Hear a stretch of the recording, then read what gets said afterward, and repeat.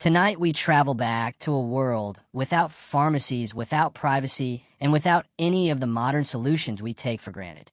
A world where half the population faced the same monthly challenge generation after generation, yet history books barely mention it.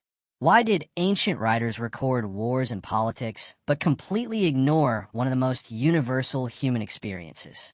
How did women manage their periods thousands of years ago without pads, tampons, or painkillers? The answers will surprise you. Some will make you laugh. Others will leave you grateful for modern life. If you love hidden history and fascinating forgotten stories, hit subscribe and like this video. Now close your eyes for a moment and imagine you are an ancient woman. Your period has just started. What did an ancient Egyptian woman reach for when her period began? The answer is surprisingly simple, and it is linen. Not the fine linen of pharaohs, but soft, reusable strips of cloth that could be folded and adjusted and washed and used again. Imagine the quiet ritual of it. A woman by the Nile, pulling a clean strip from her stored chest. The cloth cool and familiar against her skin. She would tuck into a simple belt or loincloth and go back to her work. No one noticed. No one commented. It was just another Tuesday. But here's where the story gets intriguing. Egyptian women were not just practical. They were private. Menstruation was a natural part of life, but it was also a deeply personal matter. A woman might share remedies with her mother or sister, but the details rarely left the household. This privacy created a fascinating silence in the historical record. We know about their linen. We know they valued cleanliness. But what else did they know? What secrets did they pass from mother to daughter that never reached the ears of male scholars? And what would those scholars have thought if they had known the full truth about how women managed their bodies? That question lingered in the shadows of Egyptian history, and it leads us directly to the world of Greek philosophy, where things became far stranger.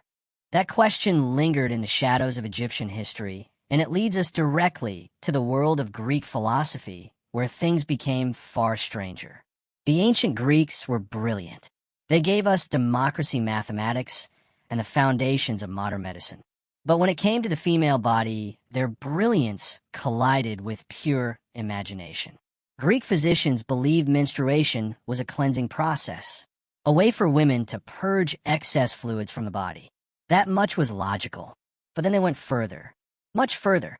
Some proposed that the womb was a living creature, an animal that could wander through a woman's body, causing illness and chaos wherever it roamed. Imagine the anxiety this belief created. A woman in ancient Greece might wake up with a headache and wonder if her womb had drifted upward, pressing against her lungs. She might feel a twinge in her side and fear it had lodged near her liver. The so-called cure was almost theatrical. Physicians would place pleasant scents near the woman's lower body and foul odors near her face, hoping to lure the wandering organ back to its rightful home. This was not medicine. It was a guessing game, and it tells us something deeply unsettling about how little these men understood the women they claimed to heal. What else did they get wrong? That question leads us to Rome, where beliefs became even more bizarre.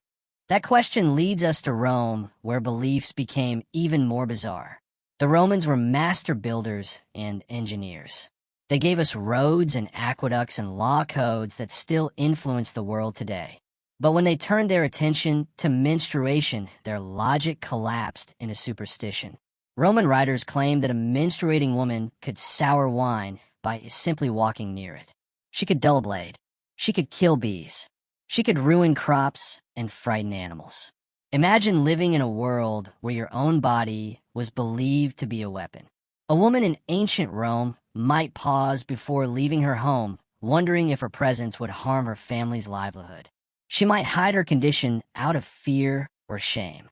The most famous proponent of these ideas was Pliny the Elder, a respected scholar who documented everything he knew about the natural world. He wrote that menstrual blood could drive away hailstorms and cure madness. Did anyone question these claims? Perhaps some women did in private, but their voices were never recorded. So we are left with a question as unsettling as it is revealing. Why did the most powerful empire in history build its understanding of women on fear not fact? The answer lies in the silent resilience of ordinary women. But their story is harder to find because it was never written down. That silence continues into the next chapter where wealth and poverty determined everything. That silence continues into the next chapter where wealth and poverty determined everything. Imagine two women in ancient Rome living on the same street. One is the wife of a wealthy senator. She has servant soft linens and a private room. When her period arrives, she retreats to her chamber, where she can rest while others handle the household work. Her only discomfort is minor inconvenience. Now imagine her neighbor, a baker's wife who lives above her husband's shop. She has no servants, no privacy, and no time to rest. The dough must still be kneaded. The bread must still be baked. The children must still be fed. For her, menstruation is not an inconvenience. It is an obstacle. She manages it with a coarse strip of wool tucked into her tunic while she works through the pain and discomfort because she has no other choice. The wealthy woman's experience is mentioned in passing in a few letters. The baker's wife leaves no trace at all. Her blood, her pain, her exhaustion are invisible to history. But she was real. She lived and bled and worked and died without anyone recording her name. What would she have told us if we could ask her? The answer would reveal more than any philosopher ever wrote. And it connects directly to the fears and pressures that shaped ancient marriage and fertility. The answer would reveal more than any philosopher ever wrote. And it connects directly to the fears and pressures that shaped ancient marriage and fertility. In the ancient world, a woman's worth was often measured by her ability to produce children. And menstruation was the most visible sign of that ability. A regular cycle meant hope. It meant a wife could fulfill her primary duty. It meant her husband's family line would continue. But what happened when the blood did not come? Imagine the anxiety of a young bride whose period is late. She cannot take a test or visit a doctor who understands her body. Instead, she waits. She hopes. She prays to her household gods. She might consult a midwife who offers herbs and advice born from generations of experience. But if the cycle does not return, the whispers begin.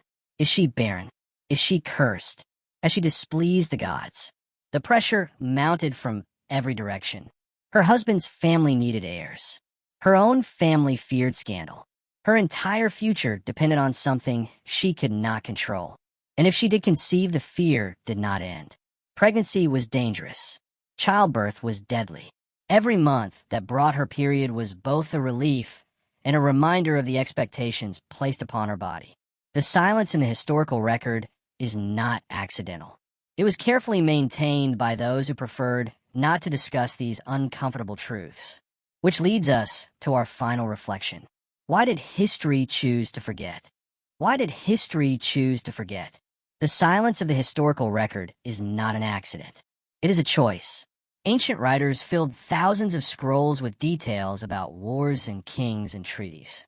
They described battles with breathtaking precision, but they could not spare a single sentence for how half the population managed their bodies every month. Why? Because the people writing history were men who did not see women's lives as worthy of recording. They were not malicious. They were simply blind to anything outside their own experience. And so we are left with fragments. A linen strip here, a medical theory there, a passing comment that reveals more than the author intended. We have to piece together the truth like archaeologists assembling shattered pottery. But here's the most unsettling thought. What else have we forgotten? What other truths about the ancient world lie buried under centuries of silence? Menstruation was just one example of a pattern that repeats across history. The daily lives of ordinary people, especially women, have always been the last priority for chroniclers. But those lives mattered. They still matter. And by remembering them, we honor the countless women who adapted and survived and kept the world turning while the historians looked the other way.